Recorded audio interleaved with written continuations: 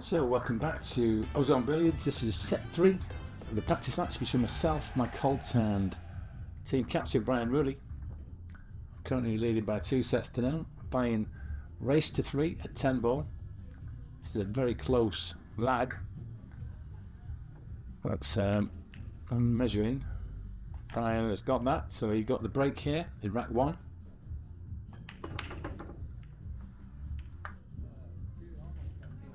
And it's come up dry.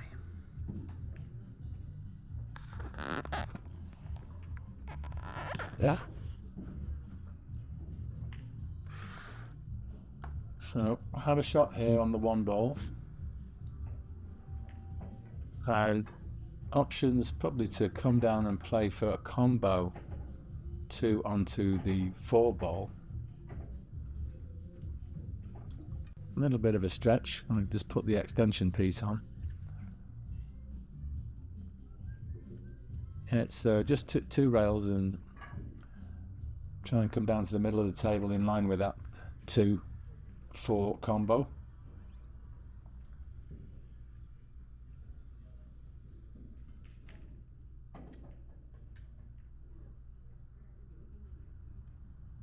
A little bit of right English should help.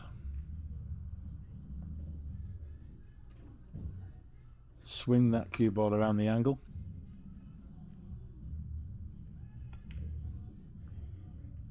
But I was just a fraction too thin, and these pockets will not accept it, especially if there's any pace involved.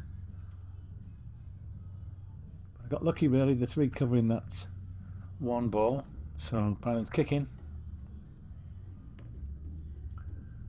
And that's always the risk when you kick. There's a chance the ball's right over the hole that you can catch it in such a way that you follow it in. It's a bit unlucky there.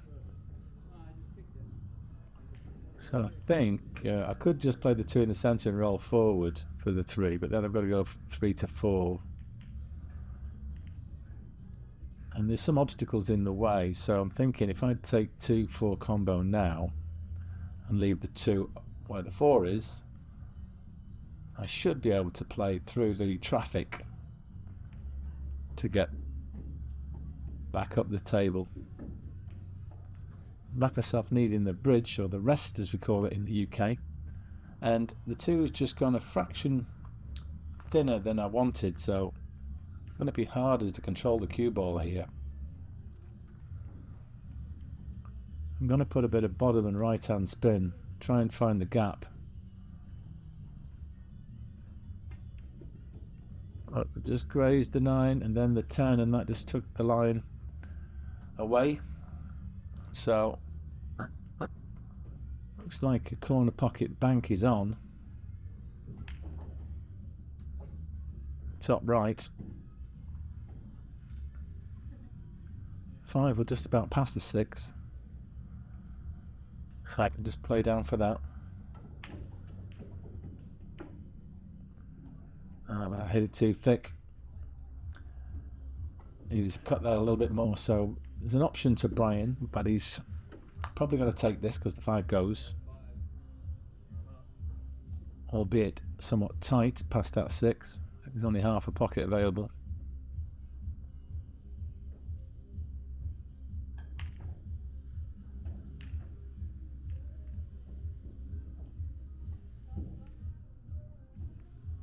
And he just caught that too thin, so has dressed it up for me.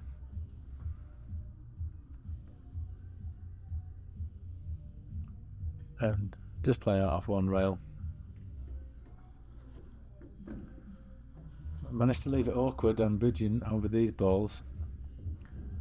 Could have done with the cue ball a little bit lower down the table, would have been helpful. Unhampered cueing. So I'm just trying to come 1 rail up, get past the 8 for that 7 in the bottom right.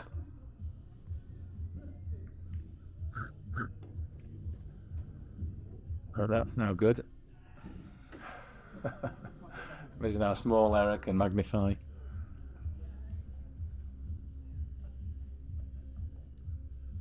So I'm just looking at the 2 rails somewhere close to that first diamond out from the bottom right pocket on the short rail. should see me hitting that hitting that 7 ball fairly full. Call the center. I could easily have also called the top left. Maybe should have done with the way I hit that. Well, it's not turned out too bad. I mean, it's available for Brian, but the 8 I don't think passes the 9 into the same pocket, so I have to do something twice across to try and get short side of the 8 in the bottom right. It's just left it up for me, I think. But I think the 9 is just ever so slightly in the way.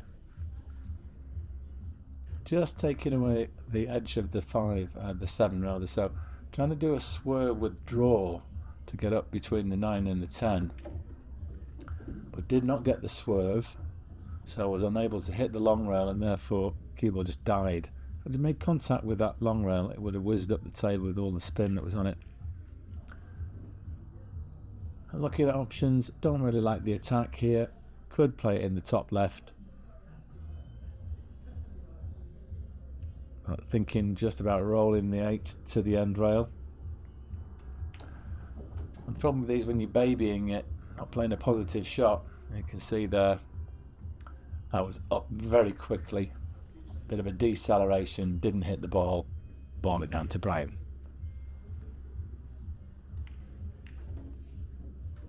It just plays out. Don't want to be on the rail. Slightly lost the cue ball, makes it a bit harder now. Really just got to float this in.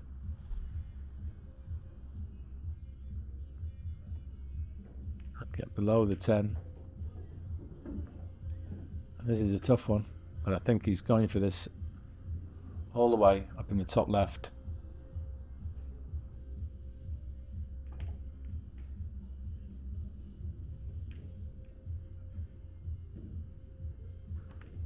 And that's looking good all the way. Very nice stroke. So Brian takes the lead. Set 3 is now breaking in rack 2.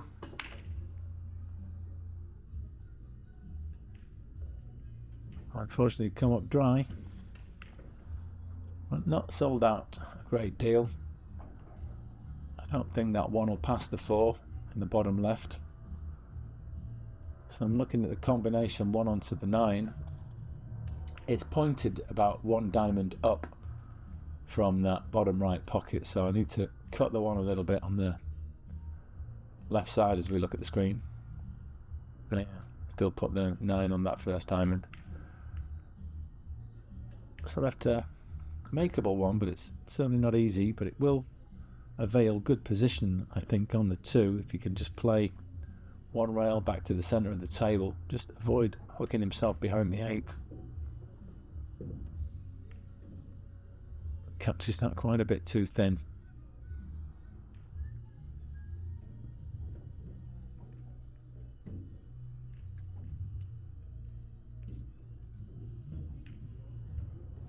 Trying to punch this and get back to the middle of the table. I overcooked it by about 1.5 feet, 2 feet. Still makeable, but now I've got one of those where you're cutting the ball across the table. These are quite tricky. You can see Brian overcut one very similar. Let's see if I can get any closer. And I undercut mine. Both struggling with those. I can't quite tell if that 2 will pass the 10. I think it may do. No, certainly going tight.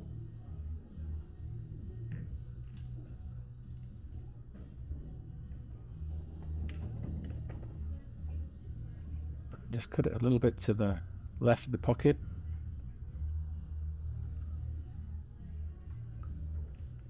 But no damage done.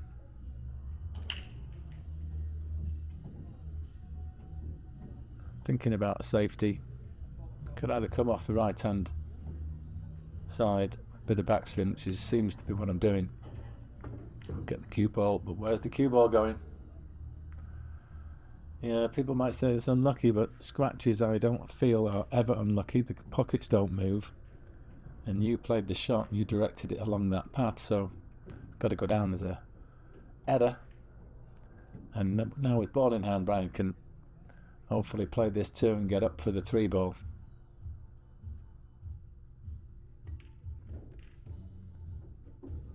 Just grazes the 8, takes a little bit of pace off the cue ball and puts him closer to the rail. It's another one of these tricky cuts.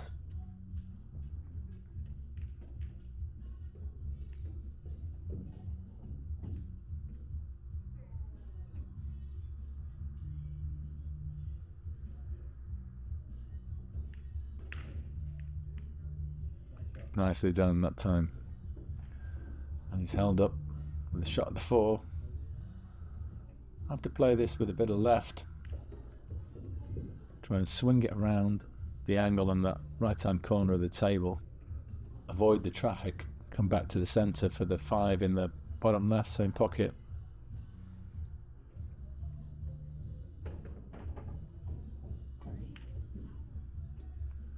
Well, he got the cue ball on the right path, but fortunately just rattled the 4. So playing this one with a lot of right English, trying to just check the cue ball and come past the 5 for the shot down the rail in the same pocket, but got a bit too much spin on. Came up and bumped the 5. I think I'm going to push this up in the top left, similar to the 10 ball Brian made in the last rack. Cue ball will track over to the green 6 on the right side of the table, naturally.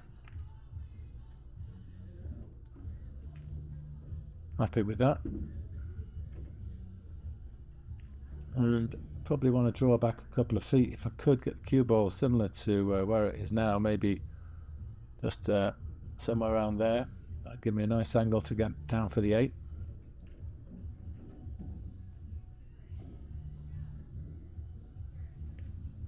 You might notice me bending down looking at the ball to the pocket before I adopt my stance, and I think that just gives me a better sight of the precise line of the shot that I want. And it's about getting a visual image of the ball going in the pocket. Anything you can do to help your alignment process, I think, is worthwhile within reason. Also, I'm looking for a spot on the ball. Obviously, with these marked balls, stripes and solids, you occasionally have a bit of an aid as to an aiming point.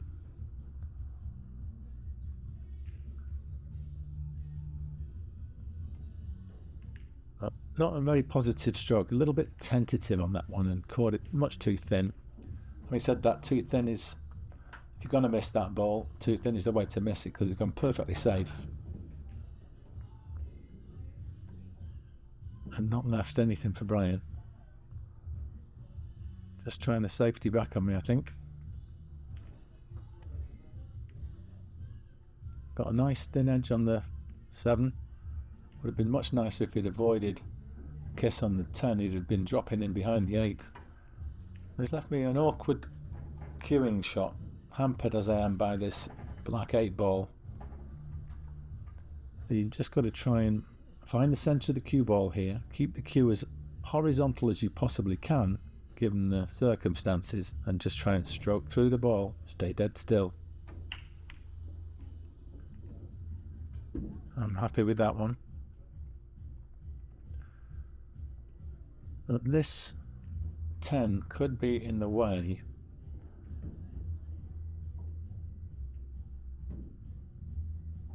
So I may just play this with a lot of drag. And just was able to avoid kissing the 10, but this 9's gone a bit awkward. The scratch is looming very large indeed. All of a sudden that middle pocket looks twice the size that it did before. I've really got to cinch this to make the 9 and draw back past that bump, the point on the lower right side rail.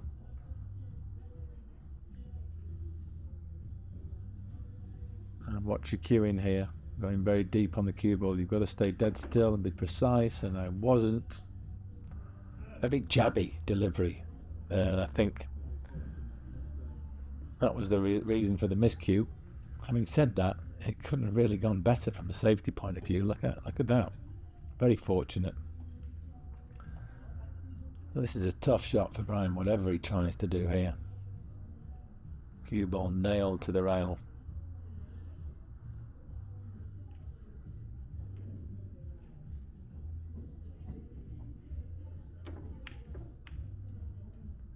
Yeah, the power shot was never going to be easy there.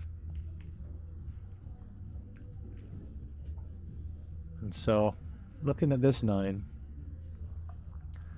I think I can just play with a lot of topspin.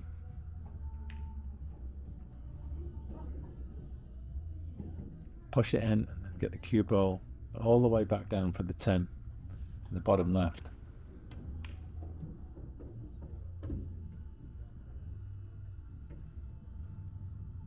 Just ever so slightly overrun the shape. Should be okay here. I'm just going to float this in very gently. Give the pocket every chance to accept the ball. Yeah, and even though I caught the rail about 3 or 4 inches before the pocket, the pace enabled me to make it. So I've levelled up this set at 1 each. Almost lost the cue ball off the table, but comes up dry. And a nice opener for Brian to be able to cut this in and come. Now he's got to avoid the 4 as he comes back down the table for the 2 in the left centre.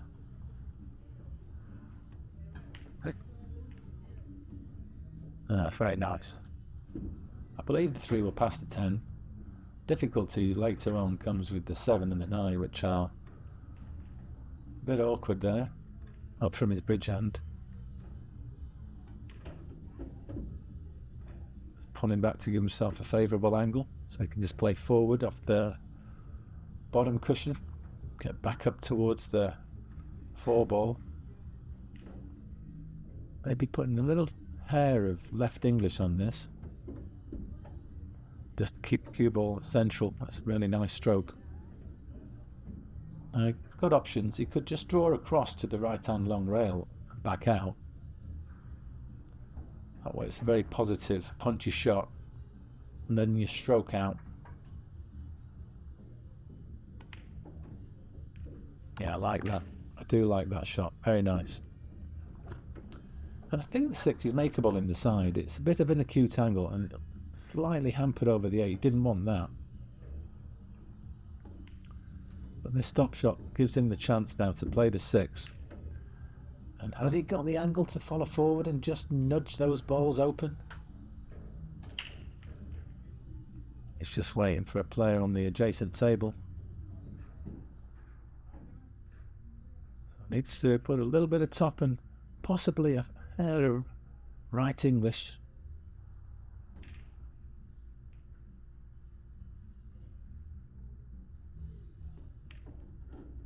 Oh, he's done great there. Oh, it's a bit unfortunate to finish so close to the 7. But it's kind of not quite perfectly in line, but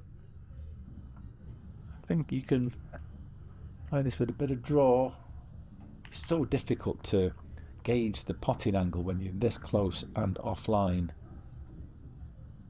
Just got to pick your point and trust it. Try not to make too many micro adjustments once you're down in your aim. Because just looking at those 2 balls, it's completely blind pocket, can be a bit misleading. Trying to visualize it. There's got quite a bit of left English on this.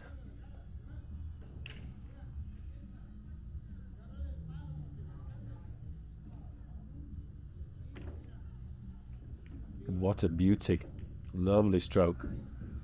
Unfortunate to come so far down the table. That was just grazed off the 9. But if you could make this 8, this would be a great run out.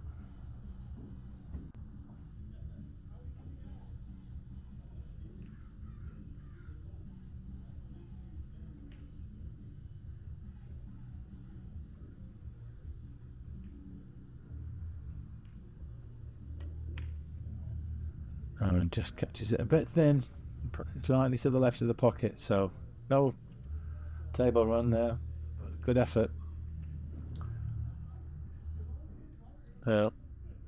Just looking to see where I want to be. I want to try and get past the pocket line on that 9.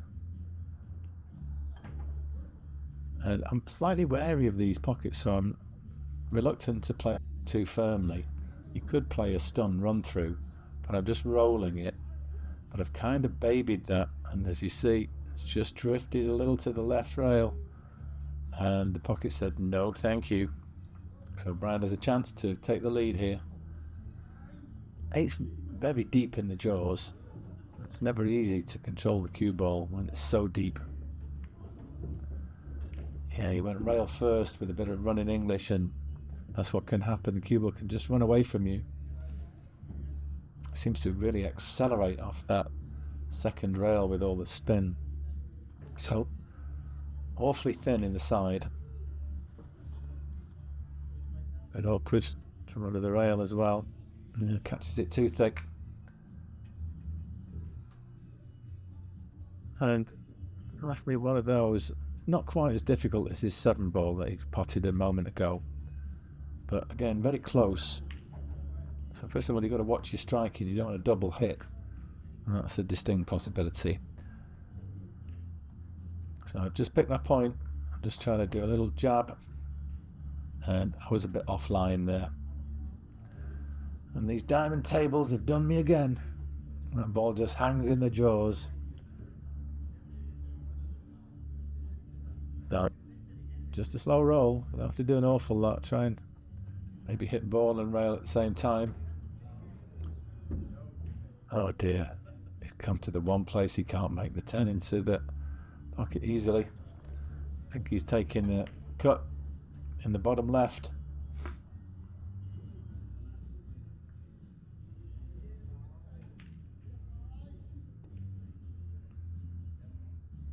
That's going to dress up.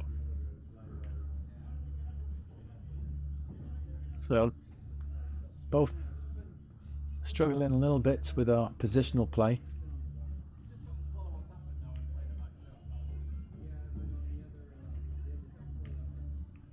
Just got to try and find a nice smooth stroke here. Played this slightly firmer than I played that 8 ball a moment ago. And that gives me a 2-rack to 1 lead on the hill. Got to be breaking here.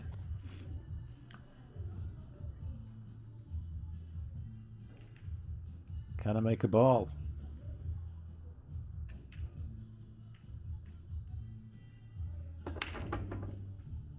Maybe the 7, yes. So one of the target balls drops in on that occasion. But I think the 4 has just come across to spoil the party. No break and run coming up here. I don't think. I'm just looking now. Yeah, less than half the pocket available. I don't fancy it. Much as I would like to play an offensive shot, I don't even like the combination either, because the 4's actually finished on the point, so you've got to be precise. So I'm just going to push this 1 forward and glue the cue ball to the 3. So I've got to kick at this, and was cautious not to play the 1 too hard, which would have left a real easy combination. So he calls the 4, but this is tough. Hitting the 1's okay, but to catch the 4 and knock it in is going to be really challenging. Yeah, and just lines them both up, so I'll be taking the 1-4 combo here and just trying to leave the 1 over the jaws.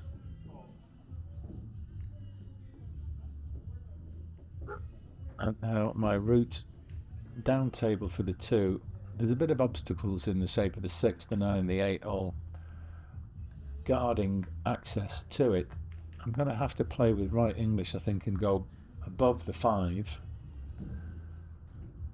then to the right hand long rail, and then back across the table. I'll be tracking then, hopefully, below the 9 ball. I'm going to kiss it, yeah, so that's okay.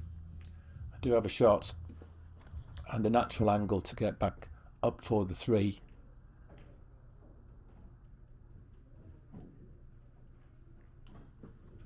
was just thinking I needed the bridge, but I can in fact reach this. So we'll play with a bit of right spin.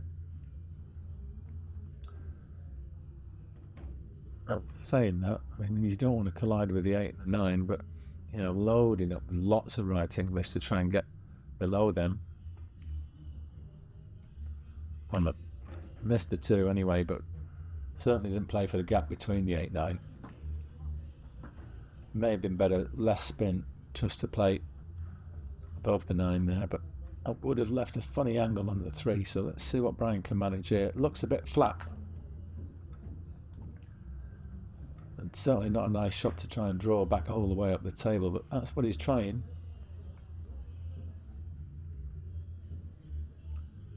Real good timing required here. That's a beautiful shot. That's a real nice drawback. Makes the 3 eminently makeable. And a nice angle just to stun draw across the table for the 5 in the same pocket.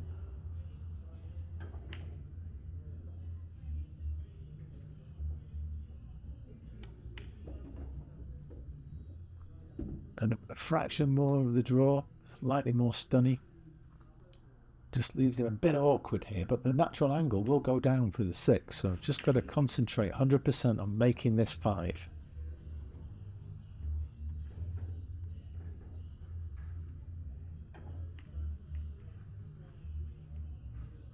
Too thick was the cry, but that 5's gone pretty safe. No way you can make that. In terms of safety, I don't like playing off the left edge. You're going to get tangled up in the jaws, so it's a right hand thin edge, and I think it's a natural if you put running side, right hand side on, to come to the right hand long rail, the upper portion of it there, maybe somewhere around the 3rd diamond down from the corner pocket, and then across the table, finishing up down behind the 8-9.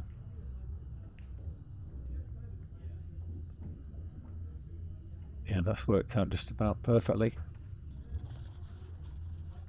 Just got to jump at this, I think. Short stick's going to be coming out. Now, if I was jumping this, I'd prefer to play the bank in the bottom left. Call the top right. The reason being, just jumping, I'd rather be aiming for a thick contact. And you can get kind of a bit of backspin on it, so you'd kind of stun over to the right hand long rail. Let's see if we can manage with this cut though.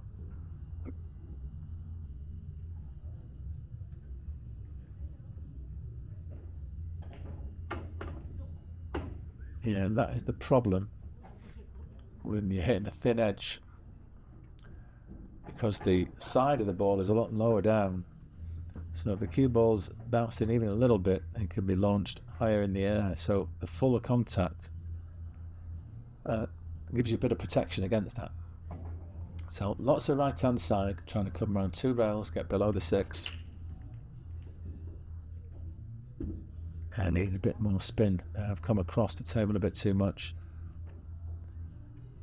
Now here is one of those occasions when I should have walked around and looked at the 8, because I think I would have had a better attempt at getting it exactly where I wanted the cue ball. So I've cut that into the thin side of the pocket. White's run on an awful lot more than I wanted it to. I was playing for the 8 in the bottom left there, but I needed to get the 7 in the thick side of the pocket in order to achieve that. So calling the top right, but I've got an element of safety in mind. I'm thinking I can just draw a cue ball to finish behind the 9 in case I miss. And in these instances, sometimes you're guilty of steering the cue ball a little. Catch the 8 too thick. Actually drew through the snookering line, so he's got a clear shot at the 8, but by no means an easy one.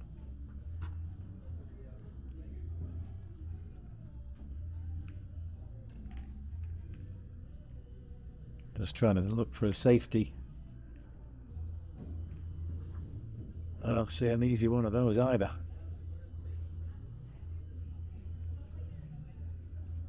He seems to be jacking up a little.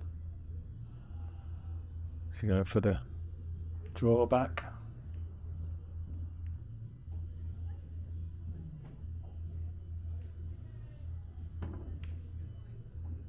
Yeah, I played the corner pocket back. This is going to drop, isn't it?